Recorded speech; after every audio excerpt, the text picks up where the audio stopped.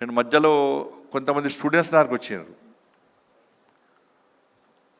అసలు చిన్న సమస్య మీద నాకు వచ్చినప్పుడు వాళ్ళు తొందర పడుతున్నారు. చాలామంది నాతో ఫోటో దిగాలని ఆడుతుంది వాళ్ళకు.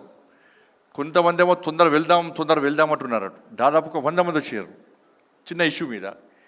మీకు ఇంత తొందర ఎందుకు అంటే, లేదు సార్ ఈరోజు బాలకృష్ణ గారి మూవీ వచ్చింది, మా బ్యాచ్మెంట్స్ అందరం కూడా బెట్టు కట్టుకున్నాం, ఆ బెట్టులో ఒక అతను ఓడిపోయిన తర్వాత బెట్ ఏంది అంటే, ఈరోజు మీ అందరిని కూడా బాలకృష్ణ గారి మూవీ తీసుకెళ్తా అని చెప్పాను.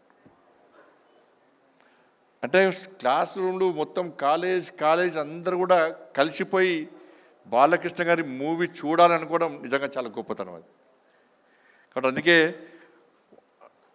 అప్పుడే అన్నట్టు అది తాతమ్మ కళ మూవీ మొదటి సినిమా రోజే దానిలో హీరోయిన్గా నడిచిన భానుమతి గారు అన్నారట, నిజంగా బాలకృష్ణ గారు భవిష్యత్తులో మంచి నటుడవుతాడు, చాలా సక్సెస్ అవుతుందని చెప్పి వారు ఏ ముహూర్తాలు అన్నారో అది ఈరోజు నిజమై ఈరోజు అందరి యొక్క మన్నలు పొందినటువంటి ఒక గొప్ప వ్యక్తి బాలకృష్ణ గారు. సరే, అనేక సందర్భాల్లో వారి గురించి తెలుసుకొని నేను ఒక సందర్భంలో ఈ సినీ ఫీల్డ్లో చాలా ఇబ్బందులు పడి అనేక ఒడిదుడులు కొడుకు ఎదుర్కొని అనేక అవమానాలు ఎదుర్కొన్నా కూడా ఎక్కడ కూడా వెనుకడి వేయకుండా నేను అనుకున్న లక్ష్యం చేరుకోవాలి, ప్రజల మన్నను పొందాలి, నేను ఈ సినీ ఫీల్డ్లో సక్సెస్ కావాలని చెప్పి ఒక లక్ష్యాన్ని ఎంచుకొని ముందు పోతున్న తరుణంలో చాలా సందర్భాలు గతంలో